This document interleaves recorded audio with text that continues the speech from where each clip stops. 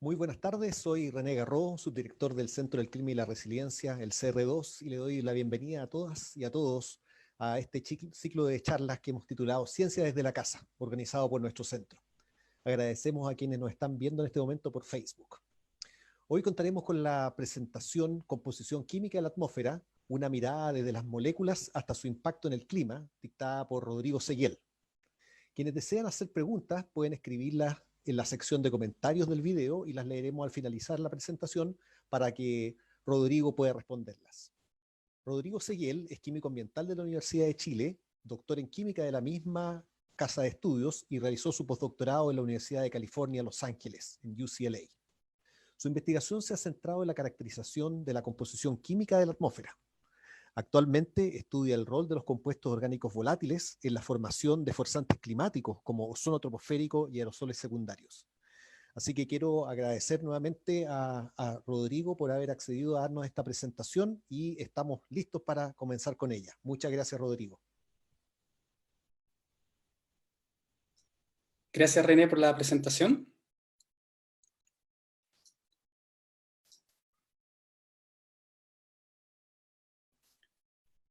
Quisiera ver si están viendo la pantalla.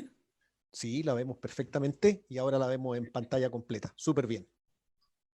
Vale, muchas gracias por la presentación y al CR2 también por la oportunidad de hablar un poco de química atmosférica, que es el tema que a mí me apasiona. Y un poco el ejercicio que me gustaría hacer hoy día es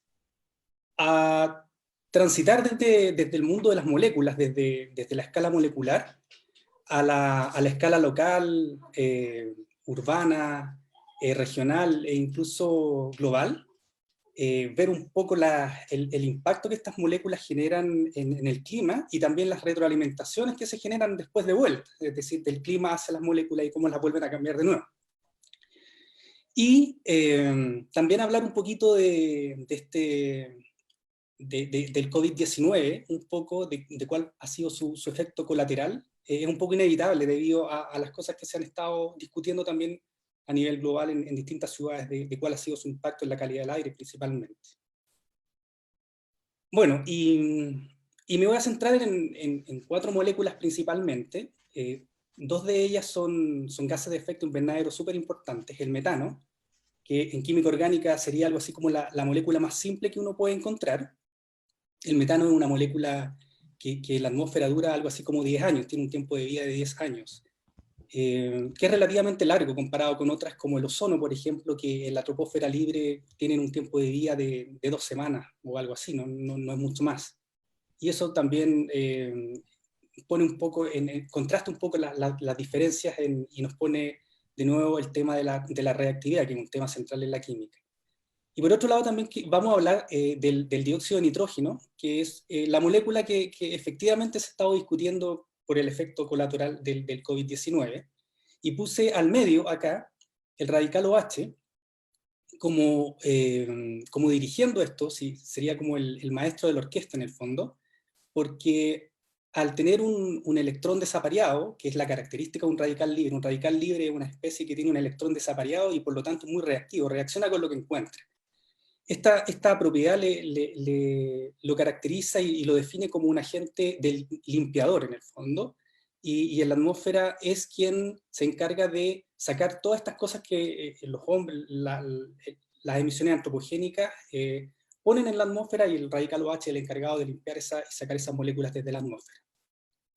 Mucho de las cosas que genera normalmente no son muy buenas. Por ejemplo, el radical OH reacciona con el dióxido de nitrógeno y forma ácido nítrico. Eso es la lluvia ácida.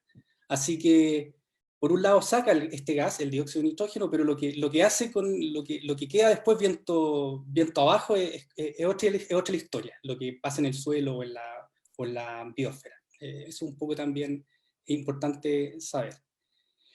Y otro elemento que también me gustaría tocar rápidamente antes de entrar ya más de lleno a la presentación es situar el área de estudio, en este caso la altura, va a ser básicamente la troposfera, que va desde la superficie hasta aproximadamente 15 kilómetros de altura, dependiendo la época del año. Y aquí hay una imagen que muestra la troposfera. la estratosfera, donde tenemos la capa de ozono, que es esta parte de la estratosfera que va, de la atmósfera, que va desde los 15 hasta los 50 kilómetros, y donde básicamente el ozono lo que hace es filtrar la radiación ultravioleta que es nociva para la vida. Y por otro lado tenemos acá la troposfera libre, que uno puede ver ahí cómo el ozono se mantiene más o menos constante en altura, hasta que llegamos ya a los primeros 2 o kilómetros y medio de altura, que es donde estamos nosotros, tenemos mayor interacción. Entonces esta va a ser básicamente nuestra área de estudio, la troposfera. Ahora, pasan cosas también a nivel superficial en los primeros kilómetros, y lo quise mostrar porque esto va a ser un poquito relevante para lo que vamos a ver más adelante. Por ejemplo, acá hay una imagen, un perfil vertical de temperatura que va en color rojo, y muestra que hay una inversión. Normalmente esa inversión marca la altura de la capa de mezcla, y la capa de mezcla es lo que nosotros conocemos como el volumen, o donde los contaminantes por un lado se emiten y se mezclan. Y normalmente, si esto es relativamente alto, va a haber una mejor posibilidad de que se mezclen esos contaminantes. Y por otro lado puse acá lo que pasa en invierno, que la altura de mezcla se va haciendo mucho más baja, hasta valores como por ejemplo acá el 23 de junio, esto fue el 2012, este lanzamiento que hicimos, y se ve que la capa de mezcla tiene algo así como 300 metros. Entonces, eso es bien importante, porque una de las cosas que nosotros observamos con el efecto de la cuarentena en la calidad del aire, justamente ocurrió en marzo, cuando todavía no hay grandes problemas de dióxido de nitrógeno en la atmósfera. Observamos disminuciones de dióxido de nitrógeno por un lado, pero fue un periodo todavía relativamente bueno para la calidad del aire. Había buena dispersión de aire todavía, vertical me refiero. Bueno, ahora volviendo ya a este gas de efecto invernadero que es el metano, en este minuto, de hecho enero de 2020, la concentración alcanzó algo así como 1870 partes por billón, que es un valor muy alto.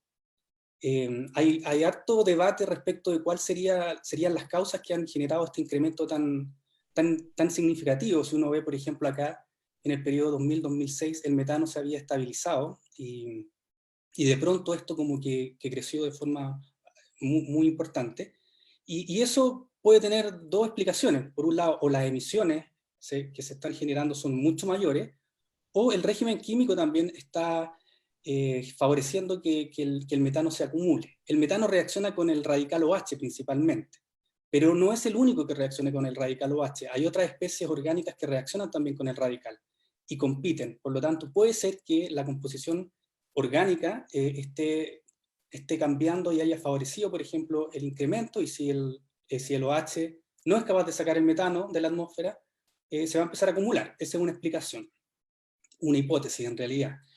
Y bueno, si uno ve las emisiones anuales de metano, puede ver que en los trópicos son principalmente las mayores emisiones de metano, cerca de 2/3 ocurren en los trópicos, pero también cerca de 2/3 son emisiones antropogénicas.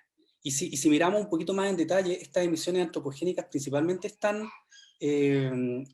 se derivan principalmente de la agricultura, y en menor, y también por otro lado también están las emisiones provenientes de los combustibles fósiles.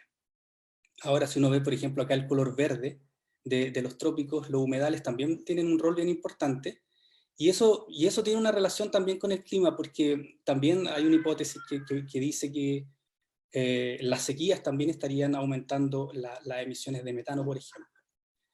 Entonces, bueno, y si uno mira en este minuto la población del planeta, algo así como 7.8 billones, también uno puede relacionar directamente que el tema alimentario o la agricultura va a ser o está siendo un factor decisivo también en las emisiones de metano. Bueno, y por otro lado, el radical OH pareciera que sus fuentes no han variado mucho. De hecho, la fuente del radical OH es principalmente la fotólisis del ozono. El ozono, que está a nivel base en la troposfera, forma un átomo de oxígeno, el cual reacciona con vapor de agua y forma el radical OH. Uno puede decir, bueno, la radiación en realidad no ha cambiado mucho, así que también la razón de mezcla o la concentración del radical OH no debiese ser el principal agente de cambio de lo que estamos viendo respecto del metano. Ahora quise mostrar también esta expresión que muestra la reactividad total de OH, porque el radical OH principalmente reacciona con compuestos orgánicos volátiles. Y si uno lograra hacer la sumatoria de todas las reacciones y identificar a todos los compuestos orgánicos volátiles que están en la atmósfera, podría determinar la reactividad total del radical OH. Y eso es bastante interesante porque nos permite ver, en realidad, nos permite comparar también su concentración con modelos y estimar el tiempo de vida de otras especies también que tienen un interés climático. Y lo menciono porque esto es una de las cosas que nosotros en el CRO estamos implementando, de hecho, bueno, nuevamente, si no fuese por los retrasos que ha generado el COVID-19, probablemente estaríamos un poco más avanzados, pero son cosas que estamos haciendo en CR2.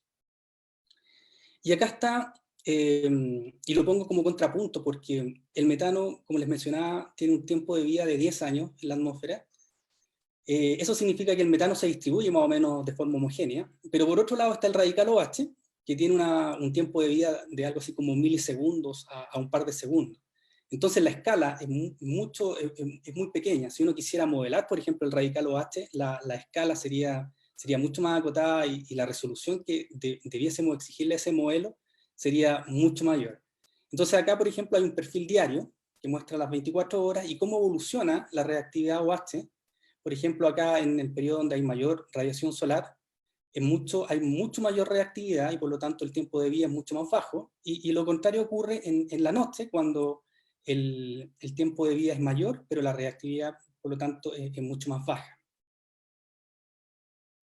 Y eso tiene algunas implicancias. Por ejemplo, en modelación climática, si uno subestima el tiempo de vida del radical OH, probablemente va a sobreestimar la concentración del radical OH, y eso va a significar que va a subestimar el metano.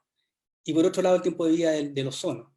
El metano hay que pensar que compite, que está en constante competencia con otras especies, entonces el radical OH va a determinar mucho su tiempo de vida. Y por otro lado, el ozono también puede disminuir con una sobreestimación del radical OH, porque depende de la razón, depende de un óptimo. Su óptimo depende de cuánto OH haya y otras especies que vamos a ver, como vamos a ver más adelante. Entonces, en términos de simulaciones, es importante también tener esta contraparte, que son las mediciones experimentales, para ver cómo lo está haciendo, cuán bien lo está haciendo el modelo. Y acá quiero mencionar rápidamente estas reacciones. No me quiero detener mucho en ellas, pero quisiera mostrar que acá está en el círculo naranja el hidrocarburo, que puede ser un metano, puede ser una molécula, cualquier molécula orgánica, y que efectivamente reacciona con el radical OH, y pasan dos cosas. Primero, dentro de las reacciones que siguen, se forma el dióxido de nitrógeno, y el dióxido de nitrógeno nuevamente fotoliza y forma dos moléculas de ozono. Esa es un poco la relación, es decir, el ozono está relacionado con el NO2, y el NO2 también se forma en la medida que están ocurriendo estas reacciones orgánicas que involucran al radical OH. Y aquí volvemos ya a una escala local, donde está el promedio mensual de la estación de Parque O'Higgins, desde el periodo 98 hasta el 2020, y en verde agua está la concentración de NO2, y en rojo está el NO. Y yo quería mostrar esta imagen porque acá se ven que están pasando cosas. Se invierten, de hecho, uno ve que el NO es más bajo en verano, es más alto el NO2, y por otro lado, después acá en invierno se invierten estas cosas. Bueno, también es importante mencionar que a lo largo del año las emisiones de óxidos de nitrógeno no varían mucho, porque dependen principalmente de las fuentes móviles, y las fuentes móviles son algo así como el 80% de los óxidos de nitrógeno. Lo que cambia en realidad es la altura de la capa de mezcla, que es una de las láminas que mostré al inicio, donde en la medida que nos acercamos al periodo invernal se va disminuyendo la capa de mezcla, y por lo tanto se van concentrando las especies. Y uno puede entender acá que el NO2 es mayor en el periodo de luz o de verano, en el periodo cálido, porque tiene una componente secundaria, es decir, se forma en la atmósfera, no solamente depende de las emisiones primarias, como sí ocurre con el óxido nítrico o el NO. Por lo tanto, eso explica un poco la variabilidad anual que hay. Y mencionar también que puse esta lámina porque los óxidos de nitrógeno son, como mencionaba, principalmente emitidos por los automóviles, y en varias ciudades del mundo ha sido un tema debido a que se ha favorecido la introducción de automóviles diésel que generan muchos óxidos de nitrógeno. Y de hecho hay una serie en Netflix que les recomiendo que muestra cómo esos compuestos han afectado a la salud de las personas por un lado, y también cómo algunas industrias han generado algunos dispositivos para burlar el control o las emisiones que realizan las distintas autoridades que importan los países para aceptar su circulación a nivel nacional. Bueno, y acá quería mostrarles una imagen satelital. En el costado derecho está la concentración de la columna de dióxido de nitrógeno durante el periodo de cuarentena, durante las primeras semanas del periodo de cuarentena, y luego en el costado izquierdo está el mismo periodo, pero en años previos hay un promedio. Entonces uno puede ver efectivamente que el dióxido de nitrógeno tuvo una disminución. Pero si vamos un poquito más allá, que es lo que me gustaría que discutiéramos ahora, es qué pasa con los otros contaminantes. Estamos mirando solamente el dióxido de nitrógeno, que al parecer en esta época todavía no es un gran problema. ¿Qué pasa con el ozono? ¿Qué pasa con el material particulado? Y aquí hay dos noticias que son bien interesantes, porque por un lado muestran que hubo un desplome en varias ciudades de dióxido de nitrógeno, pero hay otros contaminantes que pareciera que no respondieron de la misma manera.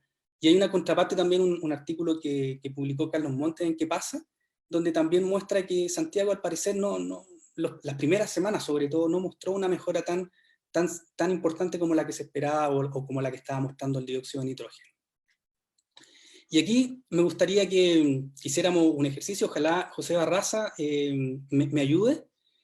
La idea es, primero, esta imagen es de un artículo que estamos trabajando, hartos investigadores de CRO y de otras ciudades de América del Sur. Está en preparación, así que por ahora, discúlpenme, pero les voy a hablar de un sitio hipotético que vamos a llamar Extremadura, y que acá muestra cuál fue el comportamiento del ozono en el periodo de cuarentena comparado con el mismo periodo en años anteriores. Y la idea es que ojalá le puedan responder a José por el chat, ¿cuál de estas dos líneas creen que fue el lockdown o el periodo de cuarentena? Es decir, si la cuarentena fue la línea verde o si la cuarentena fue la línea roja. La línea azul es la diferencia entre ambas. Y este es el ciclo diario y muestra que la diferencia entre la línea roja y la línea verde es algo así como 20 partes por billón, que es bastante. Hay una diferencia muy importante entre ambos periodos que se están comparando. Y la idea es que ojalá puedan responder cuál de estas dos líneas es la cuarentena, si fue mayor o menor. Y después vamos a ver, José me dirá cuál más o menos fue el promedio de la respuesta y vamos a tratar de responder por qué se está comportando y por qué vimos estas cosas en la atmósfera de este sitio que llamamos Extremadura. Bueno, otra cosa importante también que hay que tener en cuenta es que durante el proceso de oxidación de estas moléculas que hemos estado discutiendo, aumenta el peso molecular de estas, se hacen menos volátiles, y acá uno puede ver, por ejemplo, cómo cambia la presión de vapor de las moléculas respecto del número de carbonos. Y uno ve que la volatilidad o la capacidad de que esta molécula esté en estado gaseoso va disminuyendo en la medida que la molécula se hace más pesada. Lo mismo pasa cuando van aumentando en complejidad los grupos funcionales. Los grupos funcionales de las moléculas son átomos distintos a carbono que cambian las propiedades o la polaridad de las moléculas y las hacen, por lo tanto, menos volátiles porque van reaccionando, se van absorbiendo y van generando moléculas más pesadas que salen de la atmósfera. ¿Cuál es la consecuencia que genera? Es que durante la oxidación se genera más material particulado. Y eso uno lo puede ver, por ejemplo, de nuevo volviendo a Extremadura, comparando nuevamente el periodo de cuarentena con un periodo previo, ve que básicamente el PM2,5 en este sitio fue exactamente el mismo que en años anteriores. Entonces, ¿cuál es la explicación? Y volvemos acá, no sé, José, si tú estás ahí, ¿has tenido algún tipo de retroalimentación? Hola Rodrigo, sí, ya estamos contabilizando algunos. Hasta ahora 9 personas han dicho la verde y 3 la línea roja. Ya, efectivamente la línea roja es la línea verde, es el periodo de cuarentena. Es un aumento de la concentración de ozono, en este caso de la razón de mezcla de ozono, debido básicamente a que la ciudad de Santiago está limitada por compuestos orgánicos volátiles. ¿Qué significa estar limitada por compuestos orgánicos volátiles? Significa que hay mucho óxido de nitrógeno, que hay un exceso de óxidos de nitrógeno. Y un exceso de óxidos de nitrógeno significa que frente a cualquier disminución de estos, se va a favorecer la oxidación de hidrocarburos, es decir, los OH van a reaccionar con los compuestos orgánicos y van a favorecer este mecanismo de formación de ozono. En atmósferas que están menos contaminadas, que están limitadas por óxidos de nitrógeno, lo que ocurre es lo contrario. Y ahí, efectivamente, una disminución de óxidos de nitrógeno genera una disminución de ozono. Pero en el caso de la ciudad que nosotros estamos analizando, lo que ocurre es un aumento. Y ahora me gustaría que viéramos algunas cosas ya de Santiago, ahora sí volvemos a Santiago en propiedad, y viéramos cómo se ha comportado este contaminante en las últimas 2 décadas. Y por ejemplo, acá uno puede ver que, bueno, Santiago está en una zona bien compleja, un terreno complejo, y que a la vez la ciudad está bien diferenciada entre lo que es el sector oriente y el sector poniente en términos de vegetación. La vegetación del sector oriente es mucho mayor y eso tiene algún valor para la fotoquímica, para la química atmosférica, porque donde hay mayor vegetación también se generan mayores emisiones biogénicas, que son emisiones naturales de estos compuestos orgánicos, que son mucho más reactivos que el metano ahora, y de hecho son relevantes porque las emisiones biogénicas pueden ser hasta 10 veces las emisiones antropogénicas o generadas por el hombre. Y lo otro que también es importante notar es que el isopreno es algo así como el 50% de las emisiones biogénicas. Entonces, si uno tuviera que priorizar, probablemente el isopreno es un elemento, una especie química muy importante de estudiar. Las emisiones biogénicas aumentan con la temperatura, ocurren en periodos de luz, y por otro lado también están relacionadas con el CO2, porque a mayor CO2 en la atmósfera, las plantas, los cloroplastos de hecho, lo que hacen es asimilar el CO2 y transformarlo en isopreno y luego emitirlo como emisión biogénica. Entonces habíamos olvidado un poco mencionar al CO2, ¿por qué no estábamos hablando del CO2? Pero la verdad es que en términos de química atmosférica y reactividad química, que es como el foco de esta presentación, el CO2 es poco reactivo, y por eso que, como es poco reactivo, en la atmósfera dura algo así como décadas a siglos, y algún porcentaje cercano, importante del CO2 puede durar hasta milenios en la atmósfera. Entonces eso lo hace bien difícil como de manejar en términos de tiempo de vida, porque está involucrando muchas componentes del sistema biogeoquímico. Está por un lado la atmósfera, pero también está pasando al agua como ácido carbónico, y también a los sustratos del lecho submarino como carbonato. Entonces es bien difícil de agarrar, y eso es principalmente debido a su estabilidad. Es muy poco reactivo comparado con el metano, por ejemplo, pero también mucho más estable comparado con el isopreno. Y aquí hay una cosa que yo creo que ya es importante aterrizar, que son las olas de calor. Si uno mira, por ejemplo, estos promedios globales de cómo han evolucionado las olas de calor entre el año 50 y el año 80, uno puede ver que en América del Sur principalmente los días de ola de calor han sido bien bajos, de hecho están bien marcados en azul. Pero si lo compara con el periodo 80 y 2010, se han incrementado en América del Sur, sobre todo en latitudes altas o superiores a 30, en cerca de un 50%. Y si uno hace un zoom ya ahora en Santiago, en la región metropolitana, uno puede decir que las olas de calor se han duplicado. De hecho, aquí están en el cuadro naranja, están los episodios de olas de calor, los días que acá está diciembre, acá está enero, y aquí está febrero, y los días que han durado estas olas de calor. Por definición, las olas de calor tienen que ser más de 3 días. Entonces, por ejemplo, acá tenemos la fecha, el 24 de enero, una ola de calor de 5 días, y en la cual se superó el récord histórico, que entiendo que hasta el día de hoy se mantiene en Santiago con 38.3 grados Celsius. Durante esa ola de calor, obviamente el ozono se disparó, los 5 días se superó la norma.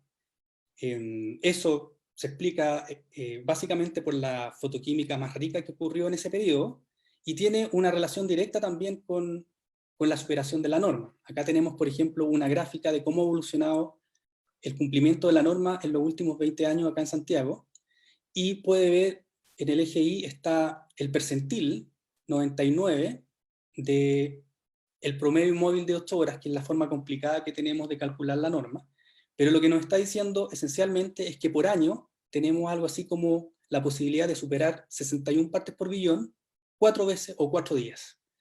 Entonces una ola de calor que dure, por ejemplo, 5 días, significa ya que para ese año la normativa se ha superado.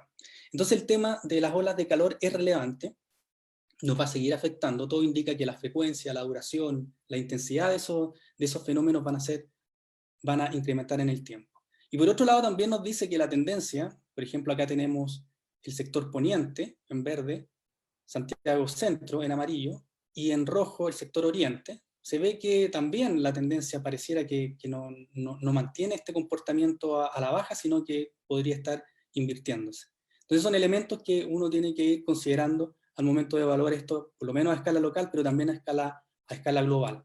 Y aquí quería hacer esta comparación, ya mirando, por ejemplo, datos históricos. Aquí lamentablemente la química es una ciencia relativamente moderna, comparada con la física o la matemática incluso, y nuestros registros son no más allá de un siglo, y eso porque hay muchas limitaciones metodológicas para calcular bien a esta especie que es muy reactiva, comparado con el CO2, por ejemplo, que el CO2 uno puede conocer su concentración miles de años hacia atrás. Entonces, bueno, acá básicamente estamos mostrando el hemisferio norte, donde actualmente en promedio hay algo así como 36 partes por billón, y el hemisferio sur, donde las concentraciones en este caso la razón de mezcla de ozono es un poco más baja, algo así como 24 partes por billón. Pero si uno mira las concentraciones de principios de siglo, ve que en Europa al menos, la razón de mezcla está cercana a los 20, 25 partes por billón. Es decir, hay un aumento, el ozono ha ido aumentando en este siglo al menos. Y quería mostrar también acá, de hecho, los primeros registros históricos de ozono, medidos con una reacción de química clásica, recién datan del año 1877, es decir, es una cosa bien nueva, no tenemos registros más allá. Y aquí lo interesante de estas mediciones que se realizaron en el Observatorio Montsouris en París, al sur de París, muestran lo que nosotros conocemos bien, que en el periodo de verano es cuando se observan mayores niveles de ozono, de hecho junio muestra el nivel más alto, y el nivel más alto, si uno transforma esto en partes por billón, es algo así como 20 partes por billón. Es decir, son niveles relativamente bajos para esa época, que es lo esperable. Ahora, ¿qué otras amenazas nosotros ya como sudamericanos vamos a enfrentar? Son efectivamente el transporte intercontinental. No solamente algo que no solamente está ocurriendo o impactando a Estados Unidos desde las emisiones que generan los chinos, sino también están estos incendios forestales que afectan desde Australia, o que afectaron este verano desde Australia a América del Sur. Y aquí se ve, por ejemplo, una imagen satelital de Tropomi, que hizo, de hecho había olvidado mencionar, Deborah Stein y Henk Eskes hicieron estas imágenes, y se muestra cómo va avanzando la pluma de CO y acercándose a América del Sur durante esa serie de incendios que afectaron a Australia. Estas son cosas que efectivamente nosotros vamos a seguir viendo. Y otra amenaza también importante son las intrusiones estratosféricas, que también hay algún tipo de consenso de que estos fenómenos van a seguir ocurriendo con mayor frecuencia. Ahora, ¿qué es lo que es una intrusión estratosférica? Yo ahí puse una figura bien didáctica que muestra cómo desde la estratosfera, es decir, donde está la capa ozono, se generan intrusiones o quiebres donde entra aire rico en ozono y influye en el nivel base del ozono troposférico. El ozono troposférico no queremos que aumente su nivel, porque sabemos que sobre todo en esta parte de la atmósfera, es un gas de efecto invernadero muy relevante. Ahora, hay algunas publicaciones que muestran que hay sitios donde estas intrusiones son más relevantes, y en general son zonas altas, donde hay cordillera, está también la meseta tibetana, en América del Sur la zona de los Andes, Chile principalmente. Y quería mostrar esta imagen porque muestra que el oeste de Estados Unidos tiene muchas superaciones niveles altos de ozono en algunos periodos del año, y esencialmente cuando se establece o se sitúa acá un sistema de bajas presiones, y sobre todo en periodos de niña, y normalmente en estas interfaces, para ponerlo en términos simples, interfaces de sistemas de altas presiones y bajas presiones, en esa interfase está ocurriendo un intercambio desde la estratosfera a la troposfera, que aquí de hecho hay un corte transversal que muestra cómo desciende acá el ozono hacia la troposfera, justo en esta interfase donde avanza la corriente en chorro. De hecho aquí está la corriente en chorro, y aquí es donde ocurre la mayor cantidad de intercambio estratosfera-troposfera, y es lo que está afectando principalmente hoy en día el oeste de Estados Unidos.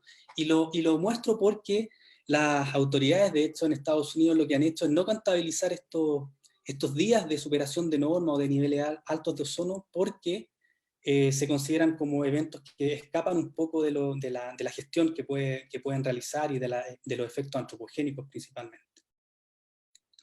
Bueno, y acá está un poco también lo que pasa en el resto del mundo. Yo les comentaba que hay sitios, por ejemplo, en el hemisferio norte, está el Tíbet acá y la zona oeste de Estados Unidos, pero también acá tenemos a Chile, donde en latitudes como alrededor de las latitudes 30 están también, o son susceptibles también de que estos eventos ocurran con mayor intensidad.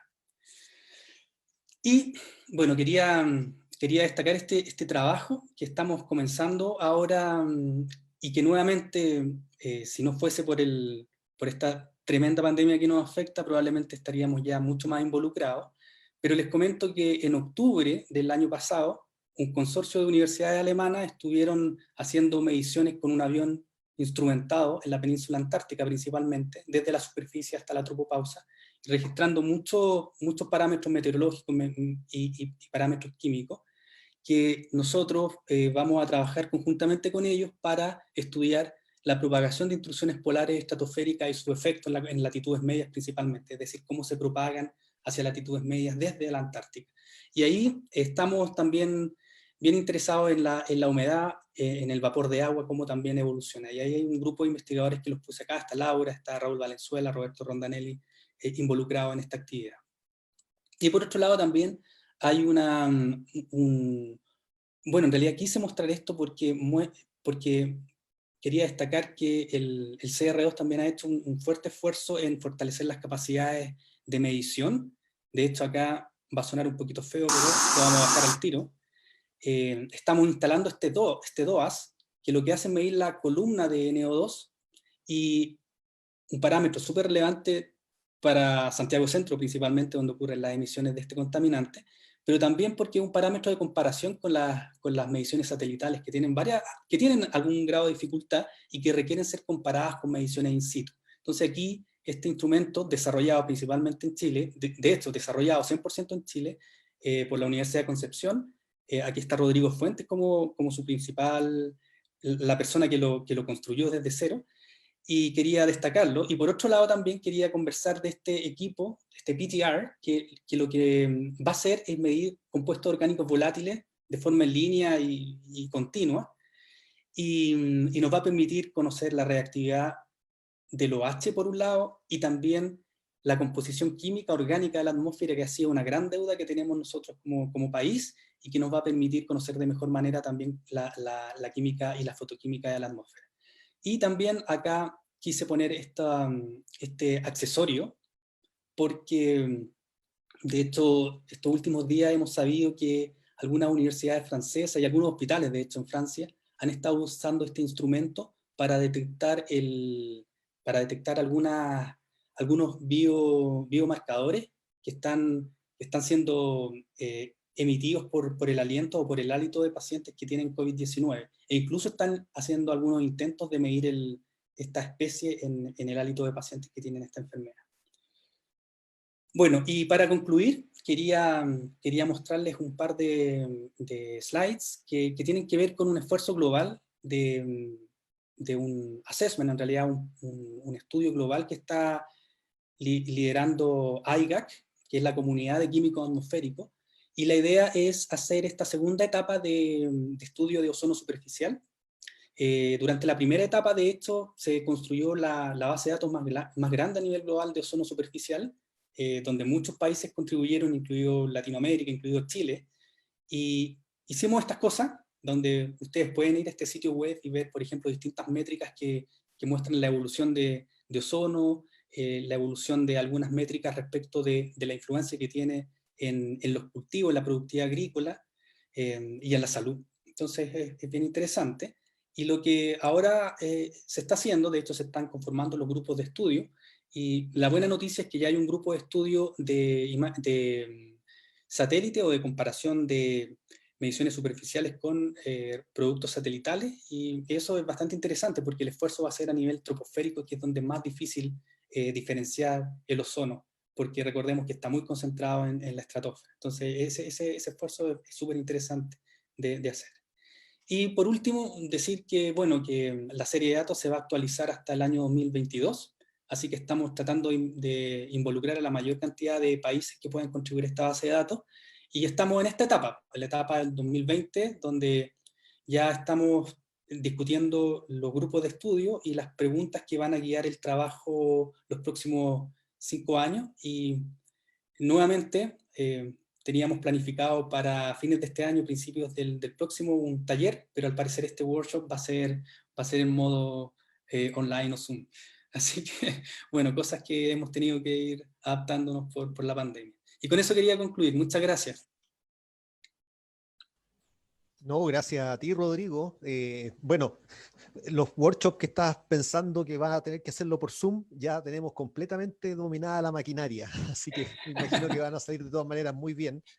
Y el otro día me reía porque con estos días nublados, la precipitación está en Rancagua, entre paréntesis, dan como ganas de hibernar, ¿cierto? Junto con la cuarentena, pero bueno, tenemos que seguir en lo posible en este oficio, en el oficio que tenemos de investigar y hacer ciencia, y fue súper interesante tu presentación, realmente estamos muy, muy agradecidos. Oye, Rodrigo, bueno, además tuvimos una audiencia de más de un centenar de personas, así que nos ha ido bien con esta cosa. ¿Mm? Entonces, también te agradezco el timing que estuvo muy apropiado, y tenemos tiempo para varias preguntas que llegaron por el chat. Eso es lo único que yo nuevamente sigo lamentando, que no podamos, como la gente lo está viendo por Facebook, no las podamos hacer en línea las preguntas, así que voy a tener que hacer aquí de señor Corales y hacerte las preguntas yo, que me las ha estado también transmitiendo José. Entonces las voy a hacer sencillamente en orden cronológico, como fueran llegando. Algunas se me ocurrieron a mí. La primera te la hace Luis Suárez, me parece. Sí, Luis Suárez. Y pregunta por mediciones directas del radical OH en el hemisferio sur, y en particular en Sudamérica. ¿Cuán preparados estamos en nuestras capacidades de monitoreo de esos radicales? Si el radical OH efectivamente puede ser medido de forma directa con una técnica que es algo así como láser inducida o fluorescencia de láser, pero una cosa bien compleja, que requiere un instrumental no solamente caro, sino también voluminoso.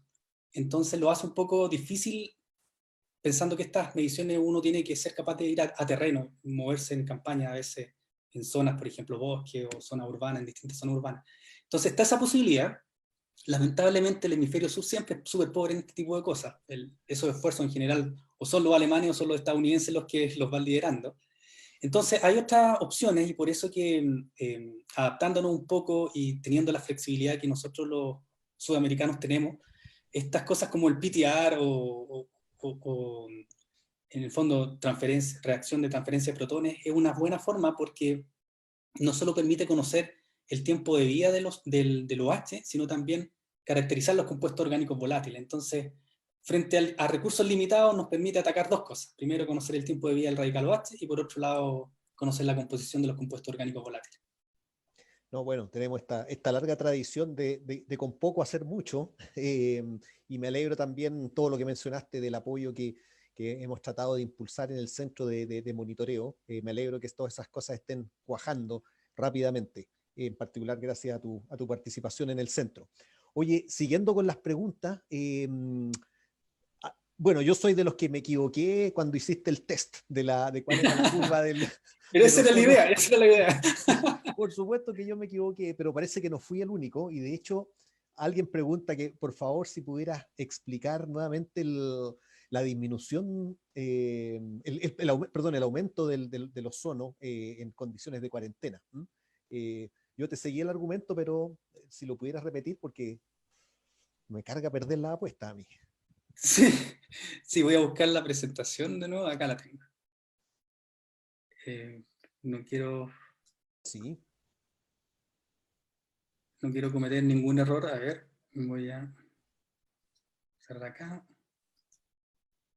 Acá está la presentación. Sí, en realidad es poco intuitiva el resultado, pero voy a volver a hacer el intento porque es difícil. ¿Dónde estás? Estás por acá. Acá está. Sí, esto hay que verlo como una competencia. Ya.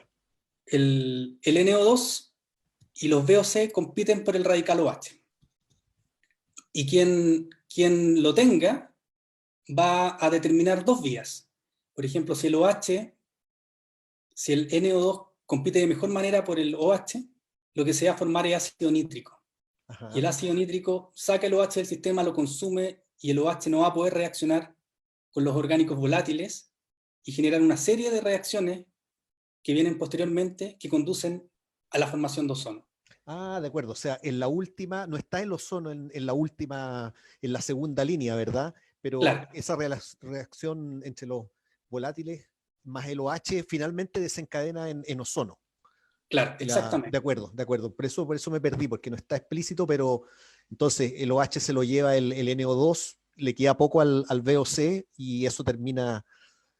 Pero en este caso lo que ha ocurrido es lo que explicabas tú, ¿verdad? Que ha disminuido el NO2, entonces está ganando la segunda reacción. Claro, porque Santiago está saturada de óxidos de nitrógeno, entonces estamos sacando ácido nítrico, estamos produciendo ácido nítrico.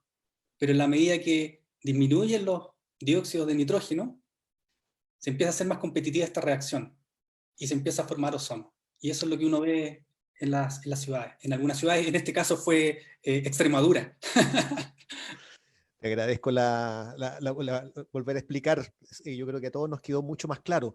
Ahora, yo tenía anotado una pregunta entre medio. Claro que no era con ozono. Yo no sé si tú has visto lo que ha pasado, por ejemplo, con el material particulado, ya sea el 2,5 o el 10 acá en Santiago. ¿Ha bajado realmente o no en este periodo de cuarentena? Nosotros miramos principalmente el primer periodo, pero ahora empiezan a competir dos cosas. Está primero las emisiones probablemente se mantengan bajas o relativamente bajas, las emisiones de fuentes móviles, pero está este otro efecto que ya en la capa de mezcla, que ustedes conocen, los meteorólogos conocen súper bien, empieza a bajar la capa de Sí. mezcla. Entonces, probablemente no sea tan dramático como años anteriores, pero el material particulado va a estar ahí presente. Es como la intuición, que igual va a estar ahí siendo un tema. Bueno, yo creo que eso nos muestra también así como el límite al cual uno puede acceder acá en Santiago, porque realmente la geografía y la meteorología conspiran a que esté contaminada la ciudad. De hecho, igual hemos tenido varios episodios de baja costera, ¿cierto? Con viento del este y altas temperaturas la semana pasada, ¿acuerdas del viernes? Y me llamó la atención, ¿no? No me acuerdo si ya estábamos en cuarentena o no, pero yo miraba desde mi confinamiento, igual se veía contaminado visualmente Santiago, así que eso también va a ser interesante colocarlo como un límite, lamentablemente, al cual parece que no podemos ganarle demasiado a la geografía y a la cantidad de polvo que anda dando vuelta. Oye, siguiendo tenemos como dos o tres preguntas adicionales, Rodrigo. Acá una que me hubiera encantado hacerla yo, pero tengo que reconocer de que no la hice yo, la hizo Catherine Selle, y te la leo directamente, pero está muy en línea con lo que andaba pensando también. Se ha observado que la sequía de los últimos años, en particular la mega sequía, haya afectado el tipo de emisiones de compuestos orgánicos volátiles en la RM, dado el estrés en vegetación. O sea, ella conecta sequía, vegetación, que hemos visto, ¿cierto?, que al menos la vegetación natural, la que no se riega, claramente ha perdido vigor fotosintético, y si ello podría haber tenido algún efecto en los niveles de los VOC. Sí, sí, eso es así. De hecho, cualquier tipo de estrés, hay harta literatura al respecto que muestra que cualquier tipo de estrés que tengan las plantas, los árboles, genera mayor emisiones de biogénicos. Por ejemplo, Mayor emisión. la defensa de las plantas respecto de insectos que las pueden amenazar también es emitir más compuestos orgánicos volátiles. Entonces, eso está es así, ocurre de esa manera. Ah, mira, interesante. Bueno, este sería un caso extremo el que vea más de la sequía en particular, de la mega sequía el año pasado con la hipersequía que tuvimos, seguramente ayudó entonces a esa mayor generación. Y lo que yo he estado mirando también, pero hay harto todavía, no hay consenso respecto del metano, sobre todo pensando en los humedales, los wetlands, que hay algunos investigadores que plantean ese efecto de que las sequías prolongadas generan más metano a la atmósfera. Mira, Entonces, sí, ahí también hay una cosa bien interesante, porque el metano, todos queremos que disminuya, es un agente que tiene un agente climático bien relevante, entonces ahí por cierto. hay mucho de eso, No, sí. sí, se van uniendo también estas cosas climáticas de más largo plazo, aparte de lo que mencionabas tú como los eventos extremos, olas de calor. A propósito de olas de calor, las olas de calor, aparte de todo lo que dijiste, generan incendios forestales, ¿cierto? Eso. Y de eso sí que hemos tenido un incremento. Entonces, acá hay otra pregunta también muy atingente, me parece que la formuló Omar Ramírez, y pregunta, te lo voy a leer directamente, es muy común afirmar que la atmósfera de una ciudad sea limitada por compuestos orgánicos volátiles o NOx, pero poco se ha estudiado si esta condición varía en el tiempo ante eventos de gran magnitud como incendios forestales. En definitiva, ¿cómo podrían afectar las emisiones de grandes incendios forestales la formación de ozono? ¿Mm? Otro tema que también el centro es como bien interdisciplinario el tema, ¿cierto? Porque partimos desde la vegetación, en este caso los incendios, y podemos llegar, en este caso va por el lado del ozono también. Mira, esa pregunta es súper, súper interesante, porque de hecho este paper que estamos trabajando hartos investigadores de América del Sur, de hecho está Néstor Rojas y Juan Carlos Valcárcer de Bogotá. Uh Ellos -huh. han estado mirando justamente este periodo de cuarentena que lo antecedió justamente un incendio forestal grande, uno bien grande, varias semanas. Y efectivamente hay un efecto ahí en el ozono. eh, Hay un incremento que es como difícil de separar de la cuarentena, pero está generando algún tipo de cosas, se está estudiando, lo están estudiando ellos, lo estamos estudiando en el paper, probablemente tengamos más respuestas una vez que ya tengamos esto más avanzado, este paper. Pero lo que sí, respecto del régimen que menciona Omar, creo que era la Sí, persona, Omar, exactamente. Omar respecto Ramírez. del régimen, lamentablemente los latinoamericanos, quizás México es la excepción, hemos tenido muchas dificultades para medir compuestos orgánicos volátiles que finalmente son los que te permiten determinar el régimen, este régimen de formación. De acuerdo. Entonces, siempre es bueno conocer qué es lo que hay, porque normalmente ¿qué medimos? Orgánicos, monóxido de carbono, y con eso no es suficiente, necesitamos conocer un poco más, y ese es el esfuerzo que yo creo que ahora estamos haciendo en el CRO, de hacer mediciones in situ y determinar el régimen, de una vez por todas. Por cierto, claro, establecer esa línea base de qué es lo que controla, porque claro, después uno ve los cambios, pero si no sabe bien cómo funciona el sistema, es difícil poder incluso hacer una proyección. Y aparte lo que mencionabas tú de los esfuerzos del CR2 y de otros grupos en instrumentar, me alegro que además esté este concepto de redes de monitoreo, ¿verdad? Porque uno aprende de un punto, pero de muchos puntos, por supuesto que el conocimiento se amplifica. Acá tú lo mencionaste, pareció también súper interesante lo que hablabas de que están estas intrusiones estratosféricas, entonces uno como que dice, estos días no los debo contar, ¿verdad? Porque yo no tengo la culpa de que haya una intrusión estratosférica. Acá hay una pregunta específica, ¿es posible estimar un climate penalty debido a la intrusión natural de ozono desde la estratosfera? Asumiendo que deriva en un aumento sobre lo normal. Eh, no sé bien exactamente, a lo mejor tú sabes mejor lo que significa el climate penalty, pero yo creo que orbita en torno a la pregunta que tú, o el concepto que tú estabas mostrando, que en Estados Unidos algunos eventos no se consideran en la contabilidad. Sí, no, para mí también es nuevo el término. Voy a tratar de interpretarlo de forma correcta, pero efectivamente los gringos no consideran esos días. Y es algo que también en algún trabajo que hace poco publicamos, también como que lo planteamos, pero sin la respuesta, más que nada la pregunta, porque también están las olas de calor que influyen en estas superaciones de normas. Entonces, claro, uno cómo lo aborda. O, por ejemplo, si la norma, no sé, por decir algo, monóxido de carbono se superó debido al evento de Australia, ¿cómo nosotros le pasamos la cuenta a los australianos? Claro, Entonces, claro, es difícil, porque uno podría terminar sacándole muchas cosas a su cuenta, pero claro, tiene que haber un equilibrio ahí justo entre lo que es la producción local y lo que te llega de afuera. y lo que es interesante y lo que me gusta de estas iniciativas globales es que por lo menos a los científicos nos ponen a conversar y yo creo que hay un consenso en que tenemos que organizarnos nosotros de manera de ir poniendo estos temas para que los que toman decisiones vean la relevancia del transporte intercontinental, que no es una cosa que uno pueda ignorar cuando está tan conectado como es la atmósfera. Así que no, ahí hay un par de artículos que están abordando eso que van a salir pronto. Muy bien. Oye, acá una pregunta al hueso, Rodrigo. ¿Nos puedes comentar cuál crees que sería una buena medida para disminuir las emisiones de precursores de ozono en Santiago y con ello contribuir a cumplir con la norma de ozono según el objetivo de la PPDA? ¿Mm? Así que aquí vamos a pasar del mundo de las mediciones al mundo de las recomendaciones. Sí, y acá, claro, solo recomendaciones, porque uno como científico llega hasta ese límite y las autoridades saben ellos, manejan otras variables y uno no quisiera imponer una visión científica, pero, en el fondo, no Pero son impuestos. entregamos lo que mejor sabemos, Claro, claro, eso hasta estoy de acuerdo contigo. exactamente, sí. Ahora lo que yo Entonces, pienso es que primero el gran esfuerzo, y aquí yo creo que hasta en el grupo ciudades están empujando fuerte es la electromovilidad, sacar los combustibles sucios, el diésel, por ejemplo, hay que sacarlo definitivamente, la gasolina, etcétera. Luego está el tema de la... Pero antes de ir a las emisiones de biogénicos o de compuestos orgánicos volátiles, está esto de los autos Volkswagen, que yo lo toqué bien a la pasada, pero lo que hicieron fue tremendo porque hicieron creer a la población de que los automóviles diésel contaminaban menos cuando estaban generando más óxidos de nitrógeno a la atmósfera.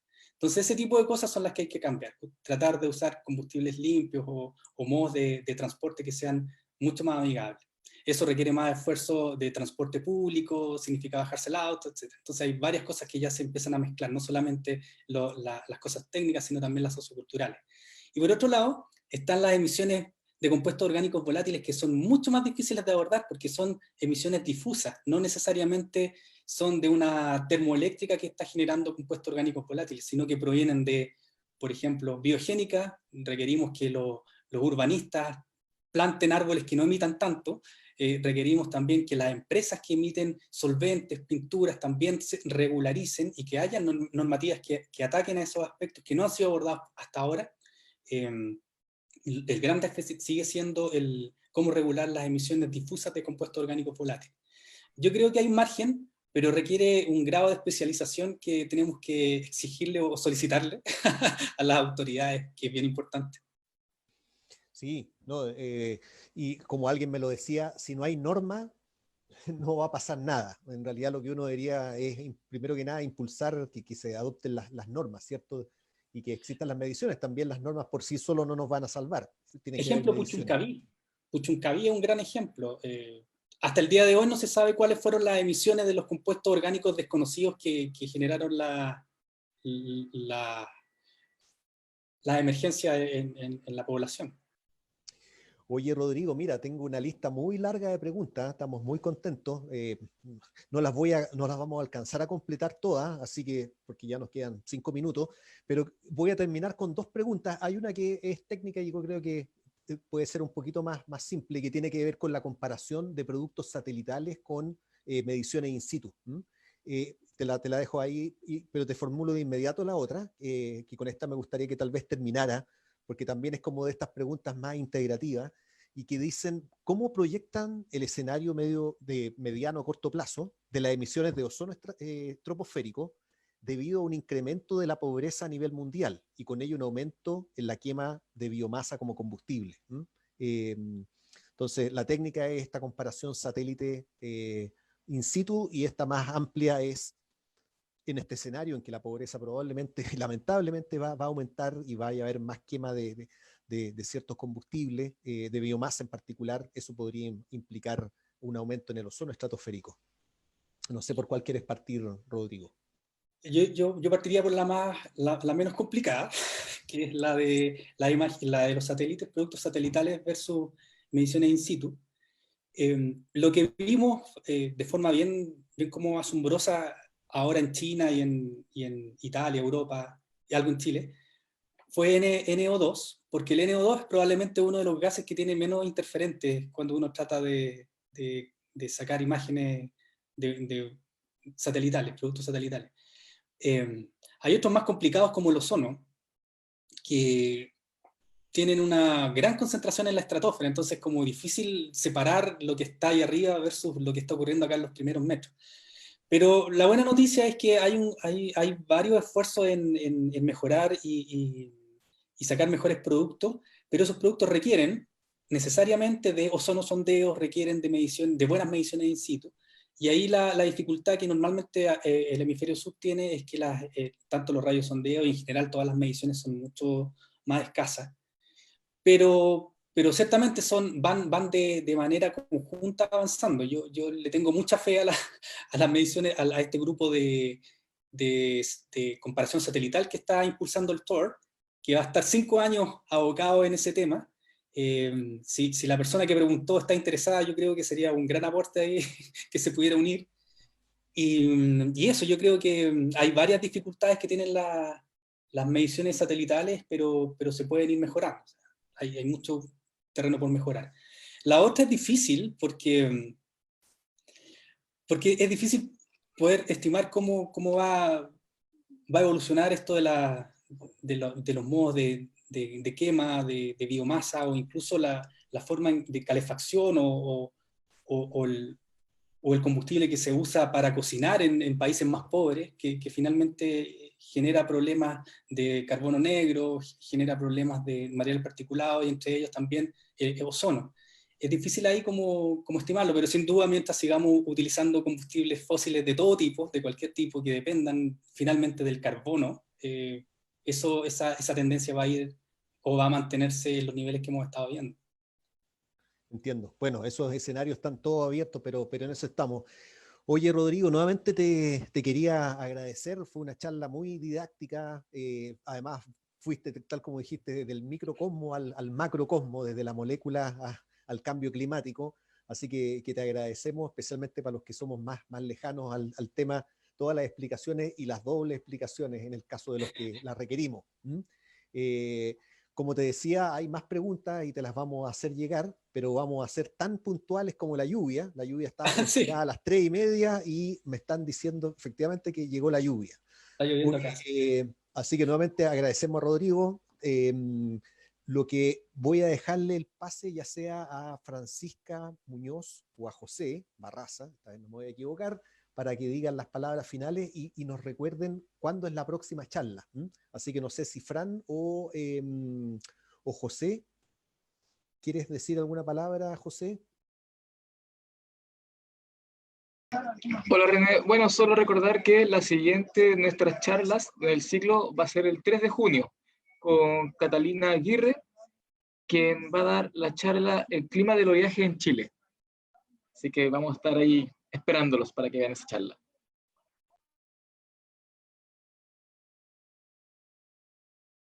No, no está, ahora sí me despido de todas y todos, que tengan una buena tarde, cuídense y nuevamente gracias a Rodrigo y a la audiencia por la participación. Recuerden, tenemos que mantener las cosas que podamos y esta ha sido realmente un muy bonito ejemplo de ciencia en tiempos complejos. Así que gracias y chao a todos. Chao, chao.